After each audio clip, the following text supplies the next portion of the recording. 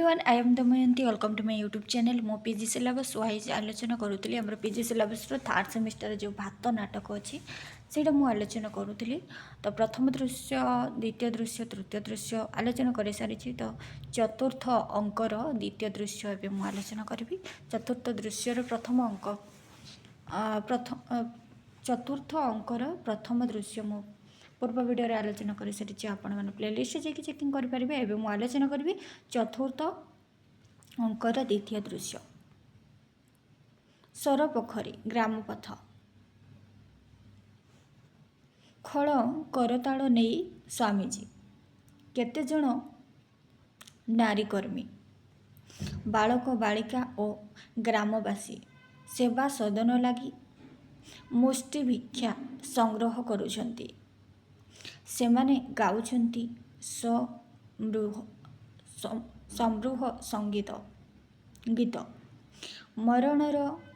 मरणर चिता मंथन करी अकाल मडाए उठरे चेई हाड़ चम घेनी कंकाल आस मरिकी डरुछ जड़ीबा पाई किए कहे तुमे भिकारी बोली रे जाबर बोली कहूची किए जाजाबर बोली कहूची किए राजा साउकार तुमे तो गढ़ीछ गढ़ापति आजी बसीची जिए तुम करणी रे चारणा मलरे एई घर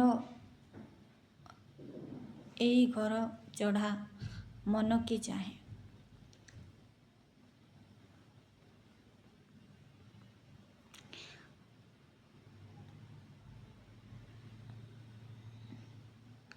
चमकी पड़ेना बाटोईरे देखी मंत्री जगुआल एई नौर जगी से रही ठिया खरखिया जेतेक तोहरी रकत झाड़ तो लुह टपिक दूध खीरी करी खाई सुकुमार अच्छी घुमाई हिड़ बाड़ नाई आखि पाऊ नहीं साउकार घर एई कियारी शुद्ध भरिणा को हाली हेला परा मिसाई गाँर जेते टकीर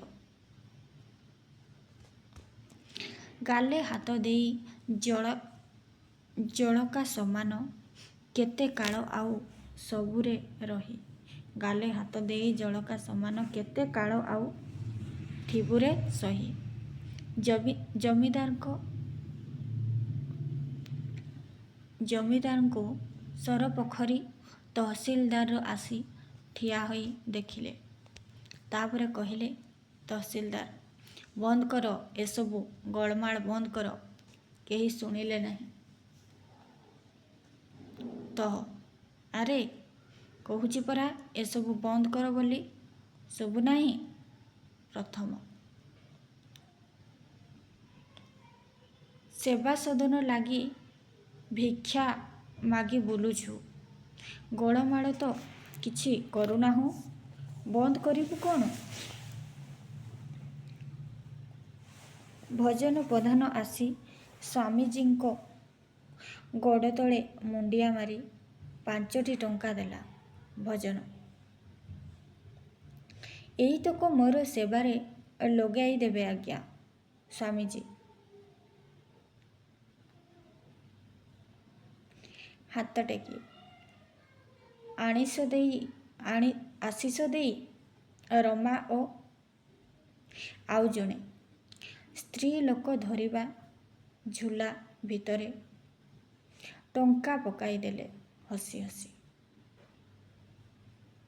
तहसीलदार स्वामीजी मु आसीची पचारिबाकू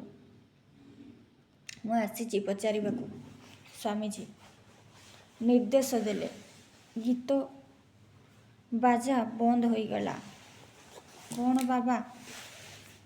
तहसीलदार पचारुछि ए सबू गोलमाल तुमे माने बंद करिबो कि ना राजस्व आदाय ହେବାକୁ ନାହିଁ।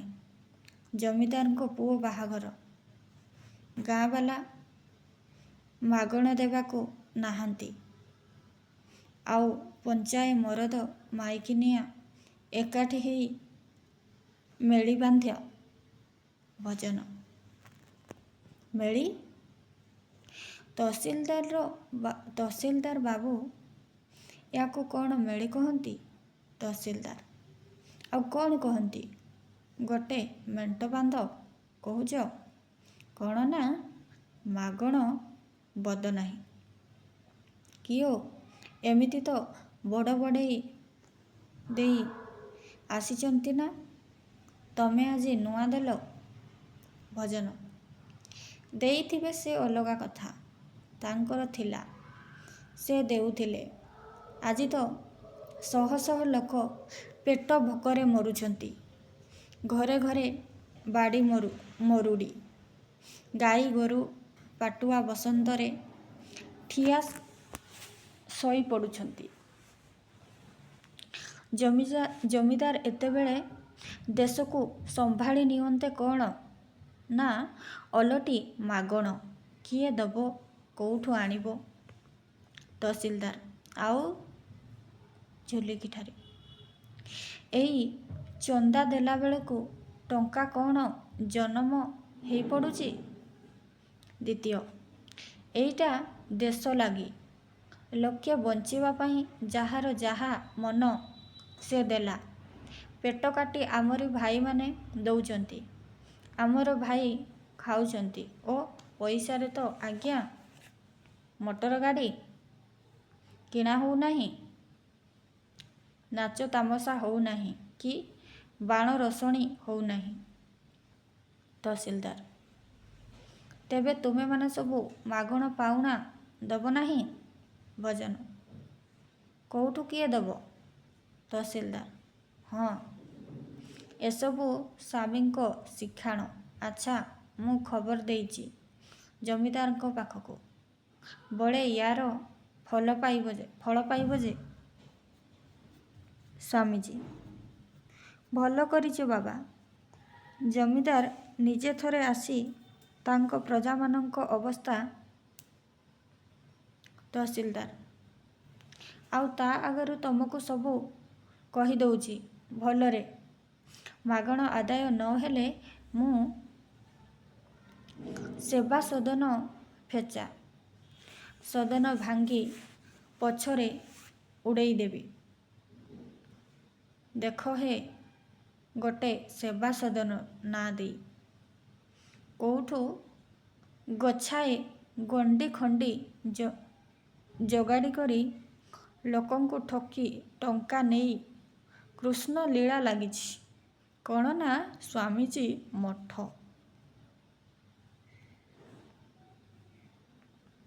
ଏକମଜଣ: ହଁ ହଁ, ମୁହଁ ସମ୍ଭାଳି କଥା କୁହ। ତହସିଲଦାର ବାବୁ, ଲୋକଙ୍କୁ ଧମକେଇ ତଣ୍ଟି ଚିପିବା କାଳ ଆଉ ନାହିଁ। ତମ ହାତରେ କ'ଣ ହଉଛି ତମେ କର। ସେବା ସଦନରେ ହାତ ଦେଲେ ଫେର କହିଦଉଛି, ହାଡ଼ ଗୋଡ଼ ଠା ଠା ହୋଇଯିବ ତମର। ଚାଲ ସବୁ ଆମ କାମରେ। ତୃତୀୟ ଦୃଶ୍ୟ ବିଜୟାର ଘର। ମଝିରେ ଟେବୁଲ ଓ ଚୌକି ପଡ଼ିଛି। ସେ ଆଡ଼କୁ ପିଠି କରି ବିଜୟା ଏକ କୋରରେ ଥିବା ହାରମୋନିୟମ ଧରି ଗାଉଛି ଗୀତ। ଗୀତ ମଝିରେ ଆସିଲେ ଜୟୀ ବଡ଼ ବିବର୍ଣ୍ଣ, ଧୀର ହୋଇ ବସି ଗୀତ ଶୁଣୁଥିଲେ। ବହିଟାଏ ଧରିଲେ ମନ ଲାଗିଲା ନାହିଁ। ବଡ଼ ଅନ୍ୟମନସ୍କ ସେ। ବିଜୟାର ଜୟୀ ପ୍ରତି ଦୃଷ୍ଟି ନାହିଁ। ସେ ତାର ଗୀତରେ ଭୋଳ।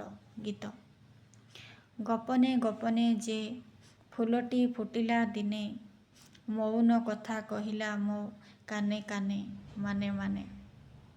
ରହିଛି ସେ ରୂପ ଧରି ମୋର ନିଦହରା ମରମେ, ଜାଗରଣୀ ଚେତନା ଅଭିସାର ସେ ସପନ ଘୁମ ନୟନେ। ଗୀତ ଭିତରେ ଜୟୀ ପକେଟରୁ କାଢ଼ିଛି ସିଗାରେଟ କେସ୍ଟା। ଫିଟାଇ ସିଗାରେଟଟି କାଢ଼ି ପୁଣି ସେଥିରେ ରଖି ବନ୍ଦ କରୁଛି ସବୁ ଅନ୍ୟମନସ୍କ ଭାବରେ।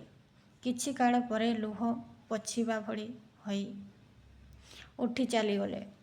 ସିଗାରେଟ କେସ୍ ଭୁଲରେ ନେଇ ନାହାନ୍ତି। ବିଜୟା ଗୀତ ଗାଉଛି। ଲକ୍ଷ୍ୟ ନାହିଁ ତାର ଏସବୁକୁ। ପଥଶ୍ରାନ୍ତ ହେବା ପରି ଅନନ୍ତ ଆସି ପହଞ୍ଚିଲେ ସେଇ ଘରେ। ଅନନ୍ତ।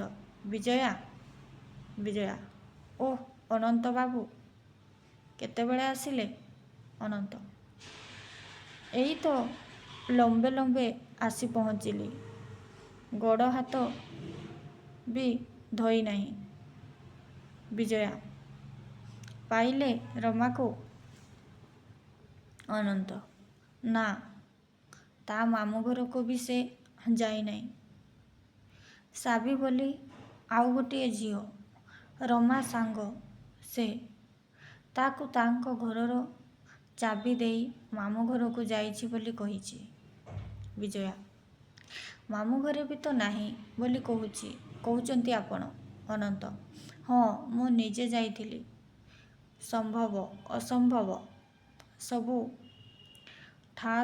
ସବୁଠି ତ ଖୋଜିଲି, କୋଉଠୁ କିଛି ଖବର ମିଳୁନାହିଁ। ବିଜୟା। ଆଉ କ'ଣ? ଅନନ୍ତ। ତୁମେ କ'ଣ ମନେ କରୁଛ ଆତ୍ମହତ୍ୟା କଥା? ନା, ଏତେ ଦୂର? ବିଜୟା। ଏତେ ଦୂର ସେତେ ଦୂର କ'ଣ ଅନନ୍ତ ବାବୁ? ମୁଁ ନିଜେ ତାକୁ ବୁଝାଇ ସୁଝାଇ ଏତେ କରି ସେଦିନ ଭାଇଙ୍କ ପାଖକୁ ନେବାକୁ ଯାଉଛି। ଝରକା ପାଖରେ ଠିଆ ଦେଖା କରାଇବାକୁ ନେଲାବେଳକୁ ଅନନ୍ତ ଚାଲି ଯାଇଥିବ କୁଆଡ଼େ। ବିଜୟା। ମଫସଲିଆ ବୁଦ୍ଧି ତ, କିଏ ଜାଣେ କ'ଣ କରିଥିବ। ଆଚ୍ଛା କୁହନ୍ତୁ ତ, ସେ ପଳେଇଲା ଆଗ କାହିଁକି? କଥା ନାହିଁ ବାର୍ତ୍ତା ନାହିଁ। ଅନନ୍ତ। କ'ଣ ମନରେ ଭାବିଥିବ ହୁଏତ। ଟେବୁଲ ଉପରେ ଜୟୀ ଛାଡ଼ି ଯାଇଥିବା ସିଗାରେଟ କେସ୍ଟାରୁ ଗୋଟାକେତେ ସିଗାରେଟ କାଢ଼ି ପୁଣି ସଜାଉଥାଏ ଅନ୍ୟମନସ୍କ ଭାବରେ। ବିଜୟା। ଅନନ୍ତକୁ ତଦ୍ବସ୍ତ ଦେଖି। ହଁ, ଖଣ୍ଡେ ଚଳୁ ଗୋଟାଏ ନୂଆ କଥା ଦେଖିଲି ଆଜି। ଅନନ୍ତ ହଠାତ୍ ଅପରାଧୀ ପରି କେସ୍ଟା ବନ୍ଦ କରି ଘୁଞ୍ଚାଇ। ଛି, ମୁଁ କେବେ ଏସବୁ ଧାରେ ଖାଲିଟାରେ ଗୋଟେ ସେମିତି। ବିଜୟା। ଓଃ ସତ କଥା, ସିଗାରେଟ କେସ୍ଟା ତାହାହେଲେ ଆପଣଙ୍କର ନୁହେଁ? ଦେଖି ହାତକୁ ନେଇ। ଓଃ, ଏଇଟା ତ ଭାଇଙ୍କର। ଏଠି କିଏ ଆଣିଲା? ହଠାତ୍ ମୋ ଟେବୁଲ ଉପରେ ଆପଣଙ୍କ ହାତରେ ଦେଖି ମନେକଲି ଏଇ କେତେଦିନ ଗ୍ରାମ ସଂଗଠନ କରିବାକୁ ଯାଇ ହୁଏତ ଅନନ୍ତ ବାବୁଙ୍କର କ୍ଲାସ୍ ପ୍ରମୋସନ୍ ହୋଇଯାଇଛି। ଅନନ୍ତ। ଅସମ୍ଭବ ଏସବୁର ଭକ୍ତ ହେବା ଭଳି ଗୌରବ। ବିଜୟା। ଆପଣଙ୍କର ନାହିଁ ତା ମୁଁ ଜାଣେ। ଆପଣଙ୍କର ନାହିଁ ତା ମୁଁ ଜାଣେ। ହଁ, ପଥଶ୍ରାନ୍ତ ହେଇ ଆସିଛନ୍ତି। ଅନ୍ତତଃ ଚା' କପେ। ରମା ବିଷୟରେ କଥାବାର୍ତ୍ତା ହେଉ ହେଉ ମୁଁ ଏକାବେଳକେ ଭଦ୍ରତା ବି ଭୁଲି ଯାଇଥିଲି ଯେ କ୍ଷମା ଦେବେ ଚାଲି ଯାଉଥିଲା। ଅନନ୍ତ। ବିଜୟା ମିଛରେ ମୋ ଲାଗି କଷ୍ଟ କରିବା ଦରକାର କ'ଣ? ମୁଁ ତ ଚା' ଫା ଖାଏ ନାହିଁ ତୁମେ ଜାଣ। ବିଜୟା। ଆଚ୍ଛା, ମୁଁ ଆସେ ଟିକିଏ ବସନ୍ତୁ ନା। ଅଳ୍ପ କାଳ ପରେ ଦୁଇ ହାତରେ ଦୁଇଟି ଗ୍ଲାସ୍ ଧରି ଆସି ଅନନ୍ତକୁ ଯାଚି, ନିଅନ୍ତୁ, ଏଥର ବୋଧହୁଏ ଆପଣଙ୍କର ଆପତ୍ତି କରିବାର କିଛି କାରଣ ନାହିଁ। ଗୋଟାଏ ଗ୍ଲାସ୍ ବଢ଼ାଇ ଦେଲେ ଅନନ୍ତ। ଓଃ, ସରବତ ପିଇଲେ ବିଜୟା ନିଜେ ପିଇ। ବାଧ୍ୟ ହୋଇ ଆପଣଙ୍କର ଯେ ଉତ୍କଟ ଲେକ୍ଚର ତାକୁ ଶୁଣି ଆଉ କି ଚା ଖାଇ ହୁଏ? ମୁଁ ବି ସେଇ ପନ୍ଥା ଧରିଲିଣି। ଅନନ୍ତ, ତୁମେ? ଆଶ୍ଚର୍ଯ୍ୟ ହୋଇ ବିଜୟା, ଦେଖୁନାହାନ୍ତି, ମୁଁ ବି ଆଉ ଆଜିକାଲି ଚା ଖାଉ ନାହିଁ ଯେ। ଅନନ୍ତ, ଚା ଖାଉ ନାହିଁ? ରମା, ଗୋଟେ ମଫସଲିଆ ଝିଅ, ମାନେ ତମ କଥାରେ ଯାହାକୁ ତମେ କୁହ ରଷ୍ଟିକେଟ୍ କଲଚର, ତା ଉପରେ ଫେର ତମର ସ୍ନେହ ମାୟା ଆଶ୍ଚର୍ଯ୍ୟ ହେଇଯାଉଛି ମୁଁ। ବିଜୟା, ମାନେ? ଏସବୁ ଦେଖିନା।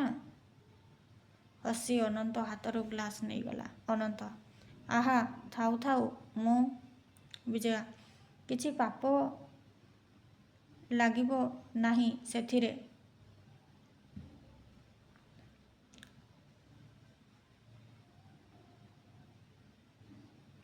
ଗ୍ଲାସ୍ ରଖି ଆସିଲା ଅନନ୍ତ।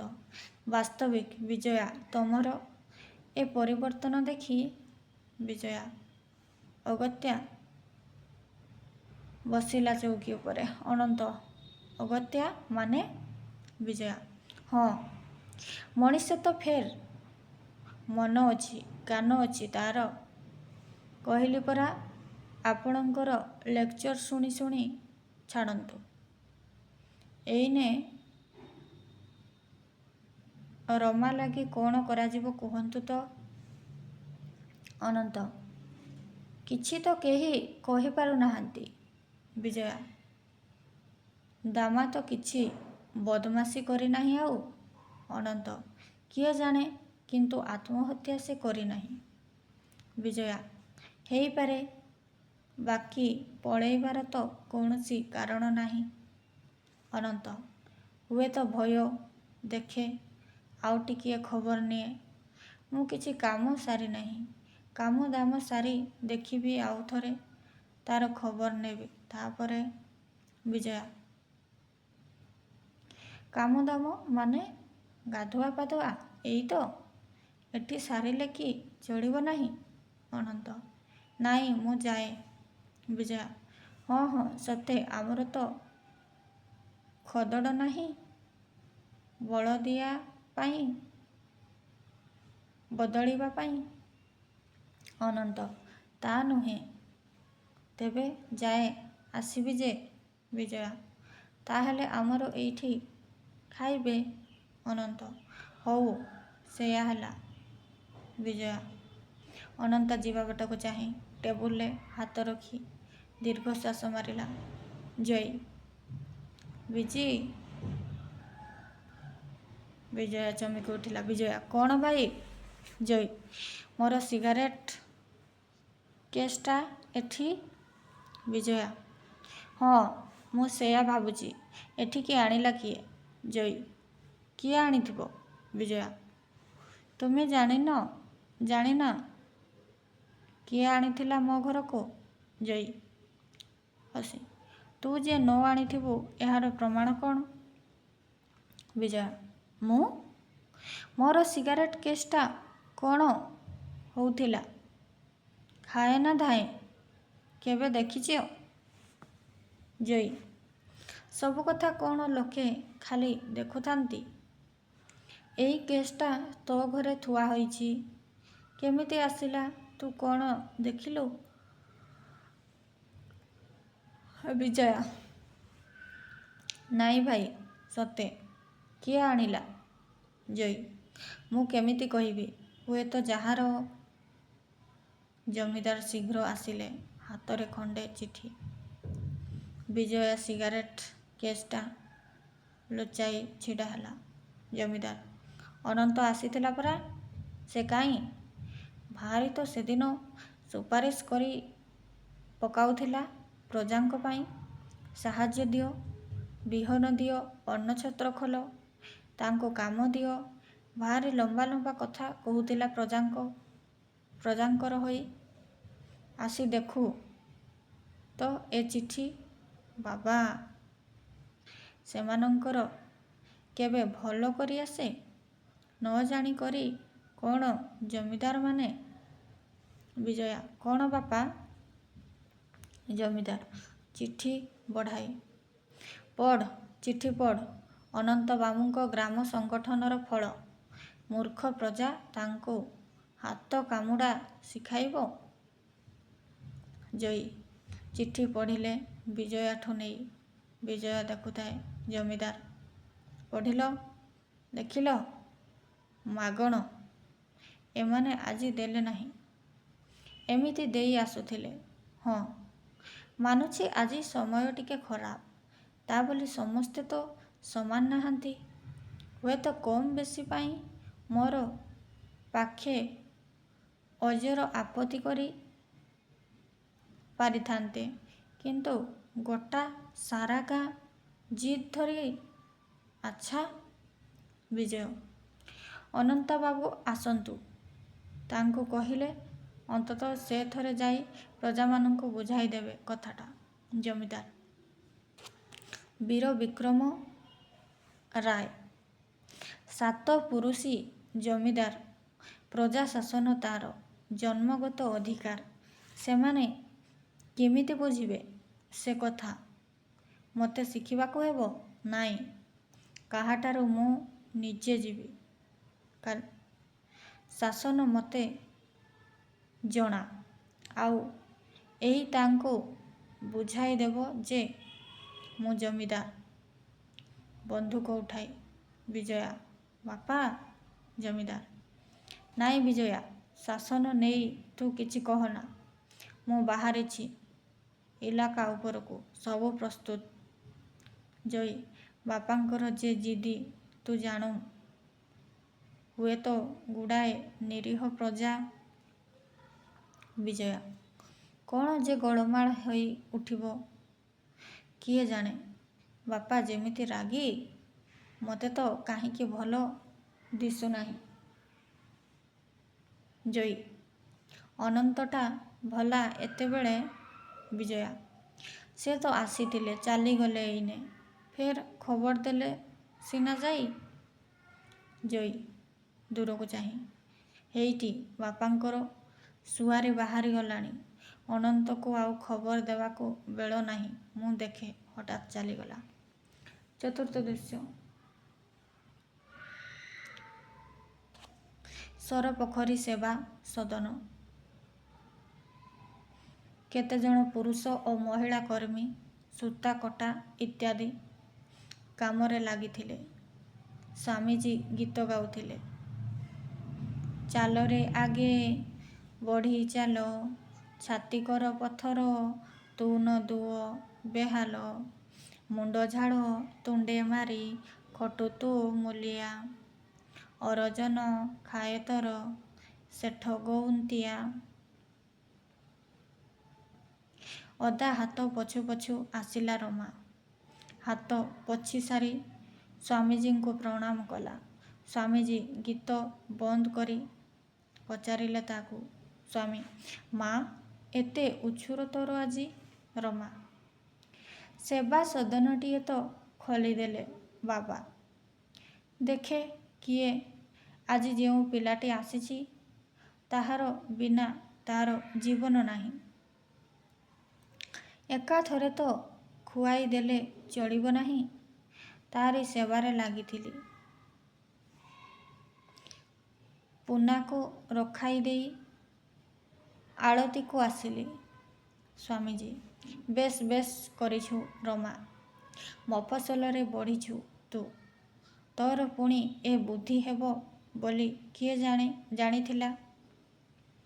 ଆଜି ବୁଝୁଛି ମା, ଭଗବାନ ତୋତେ ଘରୁ କାଢ଼ି ଆଣି ସେଦିନ ବଣ ଭିତରେ ପକାଇଥିଲେ କାହିଁକି? ମୋର ବା ହଠାତ୍ ତୋ ସାଙ୍ଗେ ଦେଖା ହେଲା କାହିଁକି? ସେତେବେଳକୁ ସେବା ସଦନ ଖୋଲା ହୋଇ ନ ଥାଏ। ଜଣେ ସେବା ସଦନ ଖୋଲା ହେବାର ତ ଏଇ ଦିନ କେଇଟା ହବ କି ନାହିଁ ନୁହେଁ।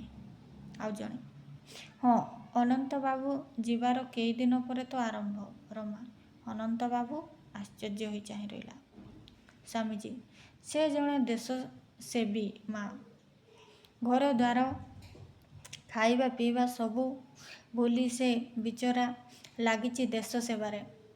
ଲୋକଟିଏ ଟିକିଏ ରୁକ୍ଷ, ଏକବାଗିଆ ମାତ୍ର ଅକ୍ଳାନ୍ତ ପରିଶ୍ରମୀ। ରମା, ସେ କେଉଁଠି ଅଛନ୍ତି? ସ୍ୱାମୀଜୀ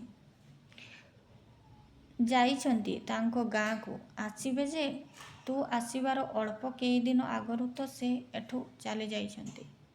ରମା, ସେ କ'ଣ ଆସିବେ ଏଠିକି ଫେର୍? ସ୍ୱାମୀଜୀ, ଅନେକ ଦିନୁ ତ ଆସିବାର କଥା ମା। ଦିହପା କିଛି ହେଲା କି କ'ଣ? ପୁନା ଭିତରୁ ଆସି, ରମା ଅପା, ପିଲାଟି ଭାରି କାନ୍ଦୁଛି। ଆମେ ସବୁ ପାରୁନୁ, ତମେ ଟିକିଏ ଆସମ। ରମା ଶୋଇଥିଲା, ଉଠି ପଡ଼ିଲା ଏଡ଼େ ବେଗେ? ତମେ ସବୁ ଗୋଳମାଳ କରିଥିବ କି କ'ଣ? ଚାଲିଗଲେ। ସ୍ୱାମୀଜୀ ହସି, ଆସ ଦେଖିଯିବ ଆସ। ସେବା ସଦନ ଭିତରେ ଦେଖିଲେ ଜାଣିବ ରମା କ'ଣ। ଦୁହେଁ ଚାଲନ୍ତୁ। ପଞ୍ଚମ ଦୃଶ୍ୟ କକ୍ଷ। ବିଜୟା ଆଉ ଗୁମାସ୍ତା। ବିଜୟା, ସାଙ୍ଗରେ ଆଉ କିଏ ଗଲା? ଗୁମାସ୍ତା, ଲୋକ 50 ହେବ ଯାଇଛନ୍ତି। ପୂଜାରୀ ଚାକର ସବୁ ତ। ବିଜୟା, ବୁଝିଲି। ଅନନ୍ତ ବାବୁକୁ ଡକେଇଲ? ଗୁମାସ୍ତା, ଦିଟା ଲୋକ ଗଲେଣି ତା ପଛେ। ବିଜୟା, କିଛି ଖବର ନାହିଁ? ଗୁମାସ୍ତା, ନା। ବିଜୟା, ଘରେ କ'ଣ ନାହାନ୍ତି ସେ? ଗୁମାସ୍ତା, କେଜାଣି, ଥିବେ କି ନଥିବେ ସେ। ନଇଲେ ଯିବି କି ତାଙ୍କୁ ଯାଇ? ବିଜୟା, ହଁ ଯା, ବେଗେ ଡାକି ଆଣ। ଭାଇ ଗଲେ କୁଆଡ଼େ, ଅନନ୍ତ ଆସିଲେ। ବିଜୟା, ଓଃ, ଏତେ ଡେରି କଲେ। ଭାଇ କାହାନ୍ତି? ଅନନ୍ତ, କାହିଁ ମୁଁ ଜାଣି ନାହିଁ ତ। ବିଜୟା, ଜାଣିନାହିଁ ତ? ଆପଣଙ୍କ ପାଖକୁ ଯାଇନାହାନ୍ତି ସେ? ଅନନ୍ତ, ନାହିଁ ତ। ବିଜୟ, ବସନ୍ତୁ। ବିପିନବାବୁ, ଭାଇଙ୍କି ଦେଖିଲ? ଯା। ଗୁମାସ୍ତା ଚାଲିଗଲା। ଅନନ୍ତ, କ'ଣ କଥା କ'ଣ? ବଡ଼ ବିବ୍ରତ ହେଲାପରି। ବିଜୟା, ବସନ୍ତୁ କହୁଛି। ଆପଣ ଯିବା ପଛେ ବାପା ଗୋଟେ ଚିଠି ଆଣି ଆସିଲେ ଯେ ପ୍ରଜାଏ କୋଉଠି ମେଳି ବାନ୍ଧି ତହସିଲଦାର ସଙ୍ଗେ ଝଗଡ଼ା କରି ବସିଛନ୍ତି। ଖଜଣା ମାଗଣ ଦେବାକୁ ନାରାଜ। ଅନନ୍ତ, କେଉଁଠି? ବିଜୟା, ତା ତ ମୁଁ ଜାଣି ନାହିଁ ଠିକ୍ କରି। ବିପିନ ଗୁମାସ୍ତା ଜାଣିଥିବେ ନିଶ୍ଚୟ। ବାପା ତ ସେମିତି ଲୋକ, ଜାଣନ୍ତି। ସେ ସାଙ୍ଗେ ଏକଦମ ଅଖିଆ ଅପିଆ ବାହାରି ଗଲେ। ଗୁଡ଼ାଏ ଲୋକ ଯାଇଛନ୍ତି ସାଙ୍ଗରେ। ହୁଏତ ଗୋଟେ କିଛି ଗୋଳମାଳ। ଅନନ୍ତ, ଅସମ୍ଭବ ନୁହେଁ। ବାପା ନିଜେ ଯିବା କି ଦରକାର ଥିଲା? ଆମେମାନେ ତ ଅଛୁ, ଜୟୀ କାହିଁ? ବିଜୟା, ବାପାଙ୍କ ଯିବା ପଛେ ସେ ତରତର ହୋଇ ବାହାରିଗଲେ। ମୁଁ ତ ମନେକଲି ହୁଏତ ସେ ଆପଣଙ୍କୁ ଖବର ଦେବାକୁ। ଅନନ୍ତ, କାହିଁ ନାହିଁ ତ। ରାସ୍ତାରେ ବି ଦେଖି ନାହିଁ। ଖବରଟା ଠିକ୍ ବୁଝାଗଲା ନାହିଁ ଯେ କୋଉଠି କ'ଣ ହୋଇଛି। ବିଜୟା, ଗୁମାସ୍ତା ସେ କଥା କହି ପାରିବେ। ଡାକୁଛି ମୁଁ। ବାଲିଆ। ଆଜ୍ଞା। ବିଜୟା, ଗୁମାସ୍ତାଙ୍କୁ ଡାକିଦେ ତ ବେଗେ। ଆଜ୍ଞା। ଅନନ୍ତ, ବିଜୟା, ମଫସଲରେ ପ୍ରଜାଙ୍କ ଅବସ୍ଥା ଯାହା, ବିଦ୍ରୋହ ସେଥିରେ ଅସମ୍ଭବ ନୁହେଁ। ହୁଏତ ତହସିଲଦାର ଟିକିଏ ଜୁଲୁମ କରିଥିବେ। ପେଟ ତ ତାତି ରହିଛି। ବାପାଙ୍କର ନିଜେ ଯିବାଟା ଭଲ ହେଲା ନାହିଁ। ଗୁମାସ୍ତା, ସାନବାବୁ ସାଇକେଲ ନେଇ କୁଆଡ଼େ ବାହାରି ଯାଇଛନ୍ତି। ଅନନ୍ତ, ଗୋଳମାଳ କୋଉ ଗାଁରେ ହୋଇଛି? ଗୁମାସ୍ତା, ସରପୋଖରୀ ମୌଜା। ଅନନ୍ତ, ସରପୋଖରୀ ଥକ୍କା ମାରି ଚାହିଁ ରହିଲେ ଅନନ୍ତ। ବିଜୟା କେଉଁଠି ସେ ଗାଁଟା? ଆପଣ ଜାଣନ୍ତି ସେଠିର ଲୋକେ କେମିତି? ଅନନ୍ତ ଜାଣେ। ବିପିନ ବାବୁ, ଚିଠି କ'ଣ ଆସିଥିଲା ଜାଣନ୍ତି ଆପଣ? ଗୁମାସ୍ତା ନା। ଚିଠି ପାଇ ତ ବଡ଼ବାବୁ ରାଗି ସାଙ୍ଗେ ସାଙ୍ଗେ ସୁଆରୀ ବେହେରା ତଲବ କରି ବାହାରିଲେ। ମୋ ଶୁଣିବାରେ ଅନନ୍ତ ବାବୁ ସେଠା ତହସିଲଦାରଙ୍କୁ। ଅନନ୍ତ ଆଚ୍ଛା ଆଚ୍ଛା, ଆପଣ ଯାଆନ୍ତୁ। ସାନବାବୁ କିଛି କହି ଯାଇନାହାନ୍ତି? କୁଆଡ଼େ ଗଲେ? ଗୁମାସ୍ତା ହଁ, ସେ ତ ସାଇକେଲ ଧରି ବାହାରିଗଲେ ବୋଲି ପିଆଦା କହୁଛି। ବଡ଼ବାବୁଙ୍କ ଯିବା ପଛେ ପଛେ ମୋତେ ଆଉ ତାଙ୍କୁ ଦେଖିବାକୁ ତର ନାହିଁ। ମୁଁ ତ ସରପୋଖରୀ ଯିବାକୁ ବଡ଼ବାବୁ କହିଗଲେ। ଅନନ୍ତ ହଉ ହଉ, ଆପଣ ଯାଆନ୍ତୁ। ଗୁମାସ୍ତା ଚାଲିଗଲେ। ଅନନ୍ତ ବିଜୟା, ମୋତେ ବାହାରି ଯିବାକୁ ହବ। ବିଜୟା ଆପଣ କେଉଁଠିକି? ଅନନ୍ତ ସରପୋଖରୀ। ସେଇ ଗାଁରେ ମୁଁ କାମ ଆରମ୍ଭ କରିଥିଲି। ବିଜୟା ସେଇ ଗାଁ? ସେଇଠି ଏ ଗୋଳମାଳ? ସେଠିକା ଲୋକ ଏଇଆ ଶିଖିଲେ?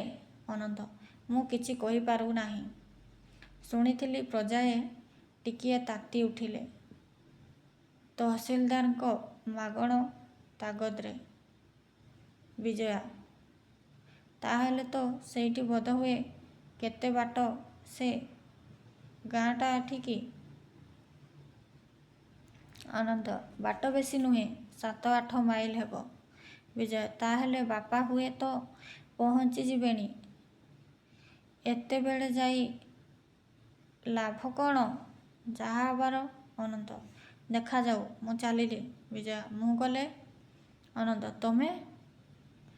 ତମେ କେମିତି ଯିବ? ଆଉ ସେ ସବୁ ଜାଗାକୁ ତମେ ଯିବାଟା? ବିଜୟା ଅସୁନ୍ଦର ନା? ଅନନ୍ତ ନା, ତମ ଯିବାର ଦରକାର କିଛି ନାହିଁ ଏ ଗୋଳମାଳ ଭିତରକୁ। ବିଜୟା ଆପଣ ଯାଉଛନ୍ତି ଯେ? ଅନନ୍ତ ମୋ କଥା ଆଉ ତମ କଥା? ବିଜୟା ତା ମାନେ? ଅନନ୍ତ ମୁଁ ବାରବୁଲା ଫକୀର, ଆଉ ବିଜୟା ତମେ ଜମିଦାର କନ୍ୟା। ବିଜୟା ହଠାତ୍ ଗମ୍ଭୀର ହୋଇ ଟେବୁଲ ପାଖରେ ଠିଆ ହୋଇ ଟେବୁଲରେ 2ଟା ହାତ ରଖି ଏତିକିବେଳେ ଖଣ୍ଡିଏ ଚିଠି ଚାକର ବାଲିଆ ଆଣି ଦେଇଛି ଅନନ୍ତକୁ। ବାଲିଆ ଚିଠି ଚାଲିଗଲା। ଅନନ୍ତ ଚିଠି ପଢ଼ିବାରେ ଲାଗିବା। ବିଜୟାକୁ ଲକ୍ଷ୍ୟ ନାହିଁ। ବିଜୟା ସେମିତି ଛିଡ଼ା ଦେଇଛି। ଆରେ ମୋତେ ଟିକିଏ ଡାକିଲା ବି ନାହିଁ। ଦେଖିଲଣି ଜୟୀର ଚିଠି ଦେଖା ଚାହିଁ ଦେଖି ବିଜୟା କାନ୍ଦୁଛି। ଡାକିଲି ବିଜୟା ମୁଁ ଟିକେ ଦେଲା। ମୁହଁ ଟେକିଦେଲା। 2 ଟୋପା ଲୁହ ତା ଆଖିରେ ଢଳ ଢଳ। ଅନନ୍ତ ବିଜୟାର ହାତ ଧରି ବିଜି। ସମସ୍ତେ ନୀରବ। 5ମ ଅଙ୍କ। ପ୍ରଥମ ଦୃଶ୍ୟ ସରପୋଖରୀ ସେବା ସଦନ। ଦୁଆର ଖୋଲା। ଗୋଟାଏ ପାଖରେ ଅରଟ ଧରି ଜଣ କେତେ ସ୍ତ୍ରୀ ଲୋକ କାମରେ ଲାଗିଛନ୍ତି, ଗୀତ ଗାଉଛନ୍ତି। ଏତିକିବେଳେ ସେଠି ଆସି ଜମିଦାର ସାଙ୍ଗରେ ପିଆଦା ଆଉ କେତେଜଣ ଲାଠିଆଳ। ଗୀତ ଗିରିବନ ମନୋହର ଶ୍ୟାମ କଳେବର ସୁନ୍ଦର ମୁଖ ସୁଖଦାୟୀ ବଙ୍ଗ ମହୋଦଧି ଚରଣ ପଖାଳେ ଚାରୁ ଲହରୀ କୁଳସାଇ କୋଟି ପତିତ ଜନ ଧନ୍ୟ ହୁଏ ଯହିଁ ପତିତ ପାବନ ଚାହିଁ ଗଙ୍ଗାଧର ହର ଅର୍କଭୂମି ଏ ମୋର ଜନନୀ ଅଞ୍ଚଳ ଛାଇ। ଜମିଦାର ଓଃ ସେବା ସଦନ। ସ୍ତ୍ରୀ ଲୋକମାନେ ଚାଲିଗଲେ ଭିତରକୁ। ରମାକୁ ଠାରିଦେଲେ ସେ ମଧ୍ୟ ଚାଲିଗଲା। ପିଆଦା ହଜୁର। ଜମିଦାର ଏମାନେ? ପିଆଦା ଘର ନାହିଁ ଦୁଆର ନାହିଁ, ପଞ୍ଚେ ଛତର ଖାଇ ମାଇକିନା। ଜମିଦାର ଚୁପ୍ କର। ଏ ସେବା ସଦନ ତିଆରି କରିଛି କିଏ? ପିଆଦା ହଜୁର ଗାଁବାଲା। ତାଙ୍କ ହାତରେ କ'ଣ ଟଙ୍କା ନାହିଁ? ଆମକୁ ଦେବେ ନାହିଁ? ଗୋଟେ ମେଣ୍ଟ ବାନ୍ଧି ରେଣ୍ଡି ଧରି ବସିଛନ୍ତି। କ'ଣ ନା ମାଗଣ ଆମେ ଦେବୁ ନାହିଁ? କିରେ ତୁମ ସାତ ପୁରୁଷ ଏମିତି ଦେଇ ଆସୁଥିଲେ ନା ତମେ ଆଜି ନୂଆ? ଜମିଦାର ହଁ ସମସ୍ତେ ମନା କଲେ। ପିଆଦା ଗୋଟିକଠୁ ଗାଁ ଏ ମୁଣ୍ଡୁ ସେ ମୁଣ୍ଡ ଯାକ। ଜମିଦାର ରିଭୁଲ୍ୟୁସନ୍ ତହସିଲଦାର କାହାନ୍ତି? ପିଆଦା ହଜୁରଙ୍କର ସବାରି ଲାଗିବା ଆଗରୁ ତାଙ୍କୁ ଗାଁବାଲା ସବୁ କାହିଁକି ଡାକି ନେଇଛନ୍ତି ତ? ଜମିଦାର ଆଚ୍ଛା ଭାଙ୍ଗ ଏ ସେବା ସଦନକୁ। ଏଠାକାର ସବୁ ଜିନିଷ ବୁହାଇ ନିଅ କଚେରୀ ଘରକୁ। ପିଆଦା ଗୋଟା ଗାଁ ତାତି ରହିଛନ୍ତି ଯେ। ଜମିଦାର ଚୁପ୍ କର ନିମଖାରାମ। ନିଜ ପକେଟରୁ ପିସ୍ତଲ କାତି ଧରି ହଲାଇ। ଭାଙ୍ଗ ଦେଖେ ଗାଁଟା ତାତି କ'ଣ କରନ୍ତି? ଗ୍ରାମବାସୀମାନେ ପ୍ରବେଶ। ଏକମ ଗ୍ରାମବାସୀ ଜମିଦାରଙ୍କର ଭାଙ୍ଗିବାକୁ ଯାଉଥିବା ଲୋକକୁ ବାଧା ଦେଇ ନା। ଜମିଦାର କ'ଣ ଚାହଁ ତୁମେମାନେ? ଗ୍ରାମବାସୀ ଏ ଘର ଭାଙ୍ଗି ପାରିବେ ନାହିଁ ଆପଣ। ଜମିଦାର ତାହେଲେ ମୁଁ ବୁଝିବି ତମେମାନେ ମାଗଣ ଦେବାକୁ ରାଜି। ଗ୍ରାମବାସୀ ନା ମାଗଣ ଆମେମାନେ ଦେବୁ ନାହିଁ। ଜମିଦାର ଦବାକୁ ହବ। ଆଜି ନୂଆ ନୁହେଁ, ପୂର୍ବପୁରୁଷରୁ ତମର ଏ ମାଗଣ ଦେଇ ଆସିଛନ୍ତି।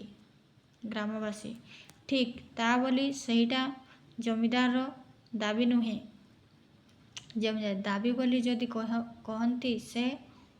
ଏକମ ପ୍ରଜା ଆପଣଙ୍କର ଖଜଣା ବୁକର ଜଳକର ପଥକର ଇତ୍ୟାଦି ଦାବୀ ଆମେ ଯାହା ଦଉ ତା କମ୍ ନୁହେଁ। ଏକର ପିଛା ସରକାର 7 ଟଙ୍କା ନେଲେ ଜମିଦାର କଷନ୍ତି 3 ଗୁଣା। ଜମିଦାର ବାସ୍ ବାସ୍ ସେଇଟା ବି ଜମିଦାରର ହକ୍। ଆଉ ସେ ହକ୍ ଦେଇ ଆସିଛ ତମେମାନେ ଦବାକୁ ବାଧ୍ୟ ଯେତେଦିନ ତୁମେ ମୋର ପ୍ରଜା। 2 ପ୍ରଜା କିନ୍ତୁ? ଜମିଦାର ସେ କିନ୍ତୁ ପିନ୍ତୁ ମୁଁ କିଛି ଜାଣିବି ନାହିଁ। ଏ ସବୁ କାମରେ ଖର୍ଚ୍ଚ ଲାଗି ତ ଟଙ୍କା ମିଳୁଛି। ଏ ତ ତୁମମାନଙ୍କର ଧନରେ ଗଢ଼ା। ଆଉ ଜମିଦାରର ଦାବୀ ବେଳକୁ। ଏକମ ଗ୍ରାମବାସୀ ଆପଣ ଜାଣିଛନ୍ତି ନାହିଁ ଆଜ୍ଞା ଏଇ ଅନୁଷ୍ଠାନ ଶହ ଶହ ଭୋକୀ ଶୋଷୀ ରୋଗୀ ବାପ ମା ଛଡ଼ା ଜୀବନର। ଜମିଦାର ଓଃ ଖୁବ୍ ଦୟା। ଜମିଦାରର ବି ଜୀବନ ଅଛି, ଜମିଦାରର ବି ଖର୍ଚ୍ଚ ଅଛି। ସେ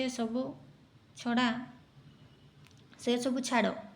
ମୁଁ କହିବାକୁ ଚାହେଁ ମାଗଣ ପାଉଣା ତମମାନଙ୍କୁ ଦବାକୁ ହବ ଯେମିତି ଆଗେ ଦେଇ ଆସିଛ। ଆଉ ସେଇଟା ଆମର ଦାବୀ। ଦାବୀ ଆଦାୟ କରିବାର ଯଥେଷ୍ଟ କ୍ଷମତା ମୋର ଅଛି। ତମେମାନେ ଗୋଟେ ମେଳି ବାନ୍ଧି ଜିଦ୍ ଧରି ବସିଛ। ବେଶ୍ ଶେଷଥର ପାଇଁ ମୁଁ ତୁମକୁ କହିଦେଉଛି ତମମାନଙ୍କ ଏଇ ଲାଠିର ଧମକରେ ମୁଁ ଦବିଯାଉ ନାହିଁ। ଶାସନ ମୋତେ ଜଣା। ହୁଏତ ମୋର ଦାବୀ ତମକୁ ମାନିନେବାକୁ ହେବ। ନଇତ ତମମାନଙ୍କୁ ଶାସନ ଶିଖାଇବାକୁ କୃଷକ ନେତା। ହଁ ପ୍ରସ୍ତୁତ ଅଛନ୍ତି ଆପଣ? ତା ଆମେ ଜାଣୁ ଜମିଦାର ସାହେବ। ଆଉ ଆମେ ବି ଢେର ଆଗରୁ ପ୍ରସ୍ତୁତ ଅଛୁ।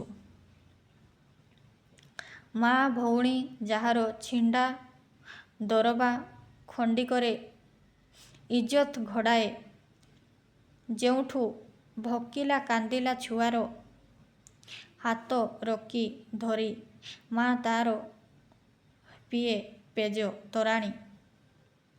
ମାନ ମହତ ଇଜ୍ଜତ ଯେଉଁଠି ବିକା ହୁଏ ମୁଠାଏ ମୁଠାଏ ଭାତ ଲାଗି, ସେଠାରେ ଲୋକେ ପ୍ରସ୍ତୁତ ନ ଥାନ୍ତି ଆଉ କେଉଁଥିପାଇଁ? ୟାଠୁ ଅଧିକ କି ଦଣ୍ଡର ଧମକ ତାହାକୁ ଦେଖାଇବେ ଆପଣ? ଜମିଦାର: ତାହେଲେ ପ୍ରସ୍ତୁତ ତମେମାନେ? ବେଶ୍, ତମର ଏସବୁ ବାଜେ କଥାର ମୂଲ୍ୟ ମୋ ପାଖରେ କିଛି ନାହିଁ। ମୁଁ ଜାଣେ ଶାସନ ଆଉ ଦାବୀ। କୃଷକ ନେତା: ଆଉ ଆମେମାନେ ବି ଜାଣୁ। ଆମେ ଲୁହ ଦେଇ ଖଟୁ ଆପଣଙ୍କର ମଉଜ ମଜଲିସ ଅୟସ ପାଇଁ। ଅନ୍ଧ ଥିଲୁ ଆମେ, ଆଜି ଫିଟିଛି। ମା ଭଉଣୀ ଶିଶୁ ବାଳକ ହଜାର ହଜାର ଅନାଥ ବଙ୍ଗାଳ ଆମର ଗୁରୁ। ଆମେ ଅପରାଧୀ, ଆମର ଅପରାଧ। ଆମେ ତାଙ୍କର ସହଧର୍ମୀ। ନିର୍ମଳୀ ଲତା ଗଛକୁ ଖାଏ। ଆମେ ଜାଣୁ, ଆମେ ପ୍ରସ୍ତୁତ, କିନ୍ତୁ ଆପଣଙ୍କର ଦାବୀ ମାନିବାକୁ ପ୍ରସ୍ତୁତ ନାହୁଁ। ଜମିଦାର: ତାହେଲେ ତମେମାନେ ମାଗଣ ଦେବ ନାହିଁ? ସମସ୍ତେ: ନା। ଜମିଦାର: ମୁଁ ଜାଣିବାକୁ ଚାହେଁ ତମମାନଙ୍କୁ ଏପରି ମତେଇଛି କିଏ? ତମପରି ଛୋଟ ଜୀବକୁ ଦଳିବା ମୋର କାମ ନୁହେଁ। ମୋର ତାଇକୁ ଚାହିଁ। କିଏ ସେ ତୁମର ନେତା?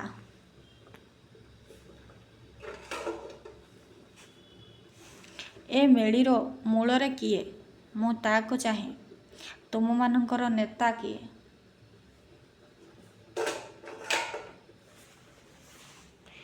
କୃଷକ ନେତା କହୁଛନ୍ତି, ନେତା ଆଉ କେହି ନୁହେଁ ଜମିଦାର ସାହେବ। ନେତା ଏଇ ହଜାର ହଜାର ନିରନ୍ନ ଦୀନ ଦରିଦ୍ର। ଆଉ ନେତା ଏଇ ଭୋକିଲା ପେଟର ଭାତ। ଜମିଦାର: ହଁ, ବୁଝିଲି। ତାହେଲେ ଶାସନ ଲାଗି ମୋତେ ବାଧ୍ୟ କରୁଛ? ବେଶ୍, କିଏ ଅଛରେ ପ୍ୟାଦା ହଜୁର? ଜମିଦାର: ଲାଠିଆଳକୁ କହ, ଏମାନେ ଯେ ଯେଉଁଠି ଅଛନ୍ତି ଜବତ କରି ଘର ଲୁଟ କର, ଘରେ ଘରେ ନିଆଁ ଲଗାଇ ଦିଅ। ଏମାନେ ବୁଝନ୍ତୁ। ଜମିଦାର ତାର ହକ୍ ଆଦାୟ କରି ଜାଣେ, ଶାସନ କରି ଜାଣେ। ସେ ଜମିଦାର, ଭିକାରୀ ନୁହେଁ, ରାଜା। କୃଷକ ନେତା: ଅସୀମ ଦୟା ଆପଣଙ୍କର। ଲାଠିଆଳ ଦରକାର ନାହିଁ। ଆମେମାନେ ଗରିବ କାଙ୍ଗାଳ। ଏଇ କାଙ୍ଗାଳଗୁଡ଼ିକର ଶେଷ ଖୁଦ ମୁଠିକ ଆଉ ଆମ କଙ୍କାଳସାର ଚାଳର ଶେଷ କୁଟିଆ ବା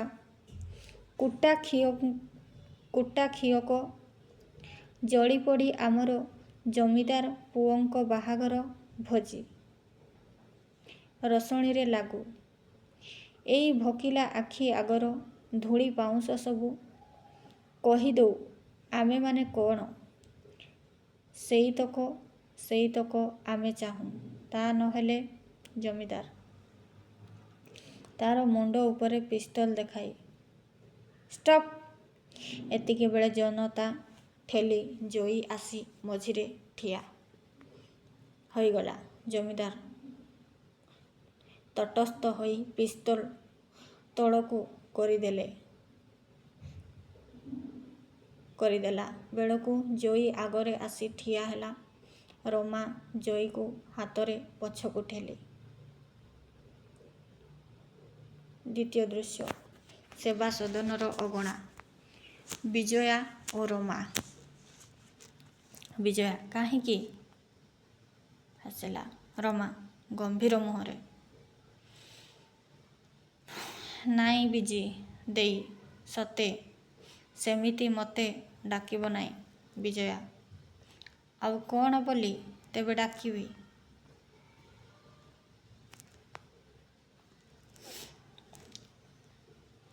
ବିଜୟା: ସମସ୍ତେ ଆଉ ମୁଁ କାହିଁକି? ରମା: ସମସ୍ତେ ଯାହା ବୋଲି ଡାକନ୍ତି। ବିଜୟା: ସମସ୍ତେ ଆଉ ମୁଁ? या मझिरे गोटे बड़ फांका अछि। ता छड़ा समस्तଙ୍କର जे रमा, से मोर तो खाली रमा नुहे। रमा ना, से आपणकर प्रजा।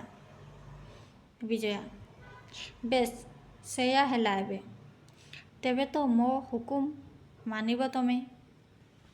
एणिकी मु तुमको जेतेबेले डाकिबी नुआ बहु, तमे कहिब रमा ना ना।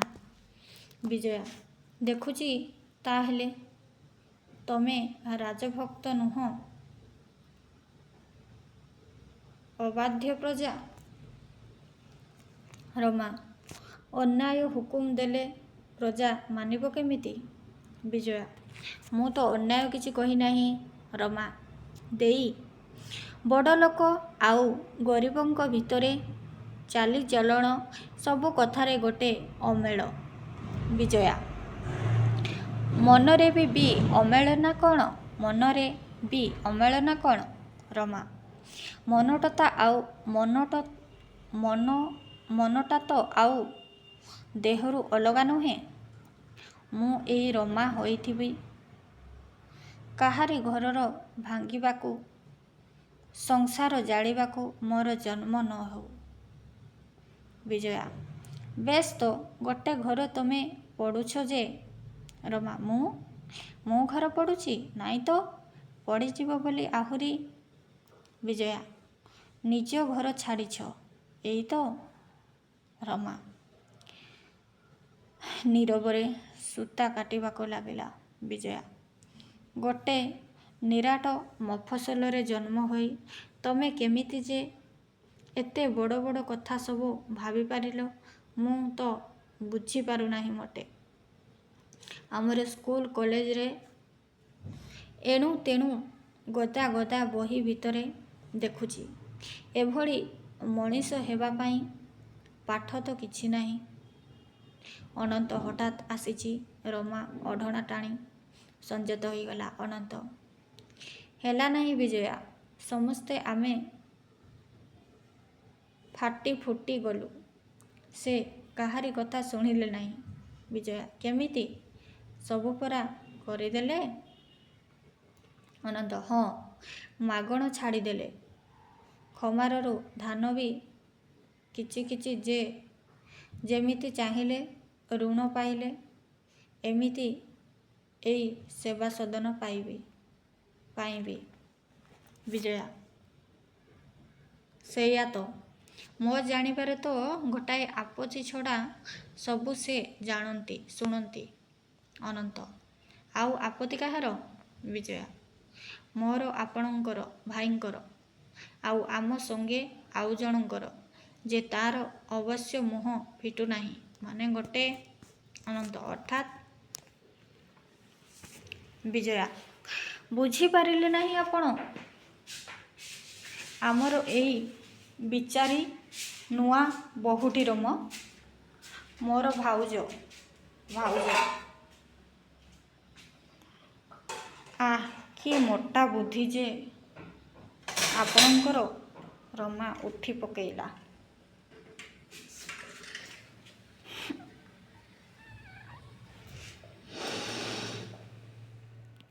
ଅନନ୍ତ ବିଜୟା ଛି, କ'ଣ ଭାବିଥିବ ସେ କହନା, ତମେ ବଡ଼। ବିଜୟା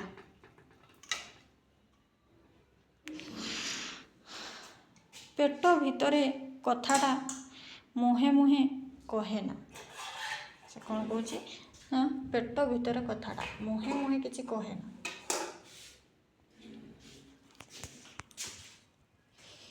ଅନନ୍ତ ଥାଉ ଥାଉ, ତମେ ଆଗ ବାପାଙ୍କୁ ବୁଝାଇ ଗଣ୍ଡେ ଭାତ ଖୁଆଇବାର ଯୋଗାଡ଼ କଲ ଦେଖି। ବିଜୟା ଓଃ ଏଇ କଥା, ସେ କ'ଣ ଖାଇବାକୁ ନାରାଜ? ଅନନ୍ତ ଏକେ ତାଙ୍କର ମୁଣ୍ଡ ଭଲ ନାହିଁ, ତା ଉପରେ ଏଠି ସେ ଜଳଗ୍ରହଣ କରିବେ ନାହିଁ ବୋଲି ଜିଦି ଧରି ବସିଛନ୍ତି। ସବୁ କଥା ତୁଟିଗଲା ତଥାପି। ବିଜୟା ତଥାପି ତ ତୁଟୁନାହିଁ। ଅନନ୍ତ ଜୟୀ ପଠେଇଥିଲା ମୋତେ। ବିଜୟା ମୋ ପାଖକୁ। ଆଉ ସେ ଗଲେ କୁଆଡ଼େ? ଅନନ୍ତ ଥିଲା ତ ଖମାର ପାଖେ। ବିଜୟା ଆଚ୍ଛା, ଚାଲନ୍ତୁ ଚାଲନ୍ତୁ, ମୁଁ ସବୁ କଥା ପକେଇ ଦଉଛି। ଆଉ କେହି ଯେତେବେଳେ ନ କହିଲେ। ଅନନ୍ତ ସବୁ କଥା ମାନେ?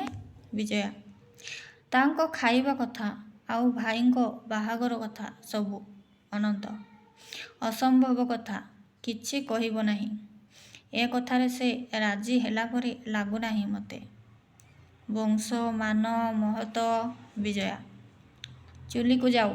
ଧନ ବଂଶ ମାନ ଏସବୁ ନେଇ ଘରକରଣା ଚଳେ ନାହିଁ। ମଣିଷର ମଣିଷପଣିଆ ସିନା ଦେଖିବାର କଥା। ବାପା ରମାଙ୍କୁ ଜାଣନ୍ତି ନାହିଁ। ଦିନେ ଫେର ମୁଁ ତ ବୁଝି ନଥିଲି, ଘୃଣା କରୁଥିଲି ଏଇ ଗରିବ ଗୁଡ଼ାଙ୍କୁ। ରମା ଆମ ଘରର ଜଗା ବୋହୂ। ଭାଇ ବହୁତ ଆଗରୁ ଦେଖି ପାରିଛନ୍ତି ମଣିଷ ଭିତରେ ଦେବତା। ଚାଲନ୍ତୁ ଚାଲନ୍ତୁ, ମୁଁ ଦେଖେ। ଉଠି ବାହାରି ଚାଲିଲେ। ବିଜୟା ଓ ଅନନ୍ତ ଚାଲିବାର ଅଳ୍ପ ସମୟ ପରେ ଗୋଟିଏ ବାଳିକା ଧୀରେ ଧୀରେ ସେଠାକୁ ଆସି ଚାରିପାଖେ ଦେଖିଲା କେହି ଅଛନ୍ତି କି ନାହିଁ। ତାପରେ କହିଲା, ବାଳିକା କେହି କୁଆଡ଼େ ନାହିଁ। ଆମକୁ ଠକିଲ ରମା ଅପା। ଦେବ ଧଡ଼ିଆ ଗୋପ ରସ ହେରିଆଙ୍କୁ ଡାକି ଆଣ, ବୋହୂଚୋରୀ ଖେଳିବା। ପିଲାଏ ଆସି କାହିଁ ରମା ଅପା କାହାନ୍ତି? ସର ମୁଁ ଡାକି ଆଣୁଛି। ରମା ଅପା। ରମା କଣରେ ପିଲାଏ? ପିଲାଏ ରମାକୁ ବେଢ଼ି ଆମେ ସବୁ ଖେଳିବା ରମା ଅପା। ବୋହୂ ବୋହୂକା। ରମା ବାବାଙ୍କୁ କହିଛ ରାଗ ହେବେଟି? ସମସ୍ତେ ହଁ ବାବା କହିଲେ ରମା ଅପାକୁ କହ। ରମା ବୋହୂ କିଏ ହେବ? ସର ରହ ଗଣେ। ସମସ୍ତେ ଠିଆ ହୁଅ। ରମା ଆଡ଼େ ହୋଇଗଲା। ହଉ। ରମା ଆଡ଼େଇ ହୋଇଗଲା। ହଉ, ସେ କଥା ହେବ ନାହିଁ। ତମେ ଆସୁନ ରମା ଅପା। ରମା ଛି, ମୁଁ କ'ଣ ଖେଳିବି? ସମସ୍ତେ ନାଇଁ ନାଇଁ, ଟାଣିକି ରମାକୁ ଠିଆ କଲେ ମଝିରେ। ସର ହଁ, ଏଥର ହେଲା। ଆଙ୍ଗୁଠି ଦେଖାଇ ଗଣିଲା। ଇଟିକିଲି ମିଟିକିଲି ଫୁଟିଗଲା କାଇଁଚ ତମର ଆମଲ ନାଲି ପାଇଁଚ ନାଲି ଟହ ଟହ ରାଜଇ ବାଜଇ ହୀରା ଗୋଟିକ ପରେ ଗୋଟିଏ ଚିରା। ରମା ଉପରେ ଆଙ୍ଗୁଠି ପଡ଼ିଲା। ସମସ୍ତେ ତାଳି ମାରି ହସି ଉଠିଲେ। ସର ରମାକୁ ଟାଣି ଆସ ଅପା, ତମ ଆଖି ମୁଦେ ଦେଖି ତୁମ କାନି। ରମା ନାଇଁ ମ, ତୁ ଠିକ୍ କରି ଗଣି ନାହୁଁ। କି କ'ଣ? ସର ଆଉ କ'ଣ? ତମେ ତ ବୋହୂ ହେଇଛ ନାଇଁ କେମିତି? ସମସ୍ତେ ହଁ ହଁ, ବୋହୂ ରମା ଅପା। ସର ଟାଣି ବସାଇଲା ରମାକୁ। ଆଖିରେ କାନି ଭିଡ଼ିଲା। ଜଣେ ଦିଶିବଟି ଲୋ ସର, ଭଲକି ଭିଡ଼ି ଦେଇଥା। ସର ତୁମେ ସବୁ ଯା ନୁଚ, ମୁଁ ଭଲ କରି ଭିଡ଼ି ଦଉଛି ମ। ପିଲାମାନେ ଚାଲିଗଲେ ଧୀରେ ଧୀରେ। ସର ହାତ ଛାଡ଼ି ଦେଇ ହସି ହସି ଲୁଚିଗଲା। ରମା ଅଣ୍ଡାଳି ହେଉଥିଲା ବେଳେ ଆସି ପହଞ୍ଚିଛି ଜୟୀ।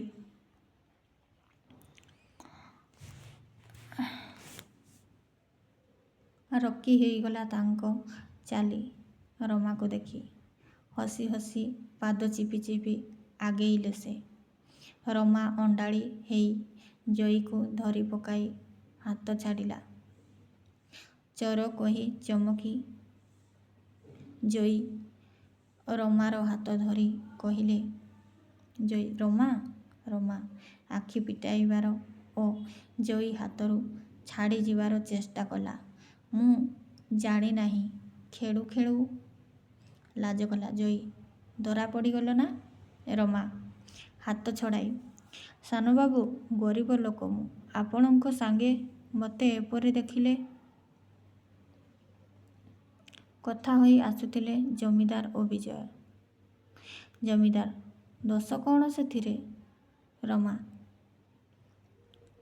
ତ୍ରସ୍ତ ହୋଇ, ଛାଡ଼, ବଡ଼ବାବୁ ଆସୁଛନ୍ତି କି କ'ଣ?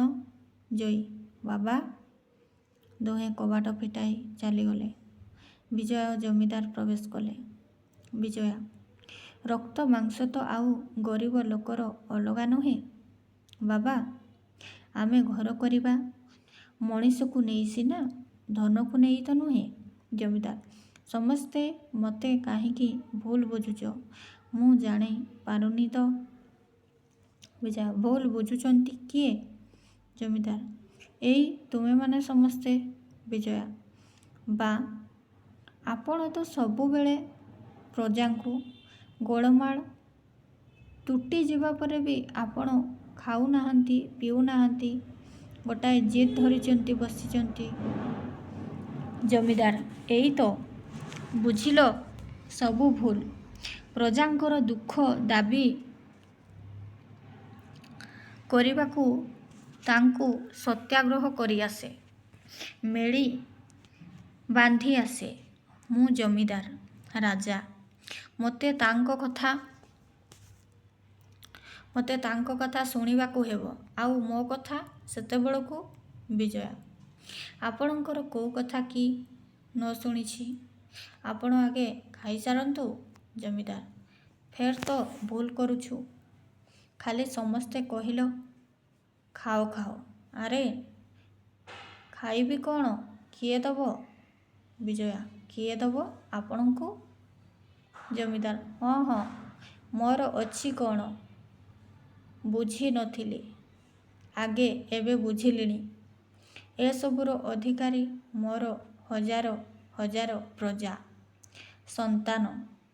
କେହି ମୋତେ ଦେଇଛି, କେହି ମୋତେ ଡାକିଛି। ଏମିତିକି ସାନବାବୁ ହଠାତ୍ ଭିତରୁ କବାଟ ଫିଟାଇ ବାହାରି ଆସି ଜୟୀ ଜମିଦାରଙ୍କ ଗୋଡ଼ ଧରି। ଜୟୀ, ମୋର ଦୋଷ କ୍ଷମା କରନ୍ତୁ ବାପା। ଜମିଦାର, ଦୋଷ? ଦୋଷ ଏକା ତୋର ନୁହେଁ, ଆଉ ଜଣେ ଅଛି, ଯାହାର ଦୋଷ ତୋଠୁ ବେଶୀ। କ୍ଷମା ବା ଦଣ୍ଡ ପାଇବାକୁ ହେଲେ। ବିଜୟା, ହଁ ବାପା, ନୁହେଁ, ପାଇବା ଉଚିତ। କହୁ କହୁ ଭିତରକୁ ଯାଇ ରମାକୁ ଟାଣି ଆଣିଛି। ଛି, ସେଦିନ ପରି ଫେର ଲାଜ? ରମା ଜମିଦାରଙ୍କୁ ପ୍ରଣାମ କଲା। ଜମିଦାର ରମାକୁ ଉଠାଇ ଜୟୀ ଓ ରମାଙ୍କୁ ଦୁଇ ପାଖରେ ଧରି, ହଁ, ଦୁହେଁ ତମେ ଦୋଷୀ। ବିଜୟା, ଯେହେତୁ ଦୁହେଁ ଘର ଛାଡ଼ି ପଳେଇ ଆସିଛନ୍ତି ବାପା। ଜମିଦାର, ହଁ, କ୍ଷମା ଦେବି ତମକୁ। ଏଠି ନୁହେଁ, ଘରକୁ ଚାଲ। ସ୍ୱାମୀଜୀ ଆସିଛନ୍ତି, ହାତରେ ପ୍ରସାଦ, ପଛରେ ଅନନ୍ତ।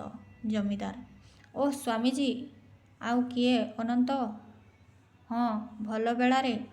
ସ୍ୱାମୀଜୀ, ଭଲ ଆଉ କ'ଣ ବାବା, ଆପଣ ଦିନମାନ ଠାରୁ ବସି ନାହାନ୍ତି। ଏଣେ ଗାଁ ସାରା ପ୍ରଜାମାନେ ବି। ଜମିଦାର, ଓଃ, ସେମାନେ ଖାଇ ନାହାନ୍ତି ଏତେବେଳ ଯାଏ। ସ୍ୱାମୀଜୀ, ଏଇଠି ସେବା ସଦନରେ ପ୍ରଜାମାନେ ସମସ୍ତେ ଆପଣଙ୍କୁ ନିମନ୍ତ୍ରଣ କରି ଚାହିଁ ବସିଛନ୍ତି। ଜମିଦାର, ଓଃ, ତେବେ ଆଉ ଡେରି କାହିଁକି? ମୋର କାମ ତ ସରିଯାଇଛି।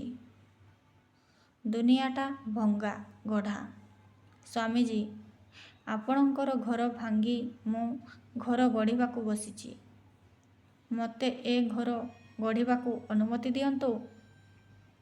ନିଜର ଦୁଇ ପାଖରେ ରମା ଓ ଜୟୀକୁ ଧରି। ସ୍ୱାମୀ, ଏଥିରେ ଦୁଃଖ କ'ଣ? ଏଇ ଘର ତ ଆପଣଙ୍କର, ଭାଙ୍ଗିବ କାହିଁକି? ମୋତେ ଏ ଘର ଗଢ଼ିବାକୁ ଅନୁମତି ଦିଅନ୍ତୁ। ଅନନ୍ତ ବିଜୟାକୁ ଟାଣି। ଏ ଦୁହିଁଙ୍କୁ ନେଇ ସେବା ସଦନରେ ମା'ଙ୍କର ସେବା ପୂଜା ଅକ୍ଷୁଣ୍ଣ ରହୁ। ଦେଶର ନିରାଶ୍ରୟ, ନିରତ୍ନ, ନିଃସ୍ୱ ସମସ୍ତେ ପାଆନ୍ତୁ ଆଶ୍ରୟ। ଦେଶ ମାତୃକାର ଆଶୀର୍ବାଦ ତଳେ ବନ୍ଦେ ମାତରମ୍। ହଠାତ୍ ଘଣ୍ଟା ବାଜି ଉଠିଲା। ଦ୍ୱାରର ପରଦା ଅପସରିତ ହେଲା। ଆରତି ଘେନି ଗୁଡ଼ିଏ ବାଳକ ବାଳିକା ଗାଇଛନ୍ତି ମାତୃବନ୍ଦନା। ସମ୍ମୁଖରେ ଦେଶ ମାତୃକାର ଛବି। ଦ୍ୱାର ବନ୍ଦ ଉପରେ ଲେଖା ହୋଇଛି ଜନନୀ ଜନ୍ମଭୂମିଶ୍ଚ ସ୍ୱର୍ଗଦପି ଗରୀୟସୀ। ସମସ୍ତେ ମୁଣ୍ଡ ନୁଆଁଇ ଗାଇଲେ ଗୀତ ବନ୍ଦେ ମାତରମ୍। ଶୁଭଦେ ସୁଖଦେ ଆଶ୍ରିତ ଜନ ବରଦେ। ଜନନୀ ଉତ୍କଳ ବନ୍ଦେ ବନ୍ଦେ ମାତରମ୍। ନୀଳ ସିନ୍ଧୁ ଜଳ ସୌଧ ଚରଣ ତଳ। ଅମ୍ବର ଶ୍ୟାମଳ ପରିହିତ ବେଶା। ଏହିପରି ଗୀତ ବନ୍ଦନା। ତ ଭାତ ନାଟକ ଆମର ସମାପ୍ତ ହେଲା। ପରବର୍ତ୍ତୀ ଭିଡ଼ିଓରେ ଅନ୍ୟ ସବଜେକ୍ଟ ଆଲୋଚନା ରହୁଛି। ନମସ୍କାର।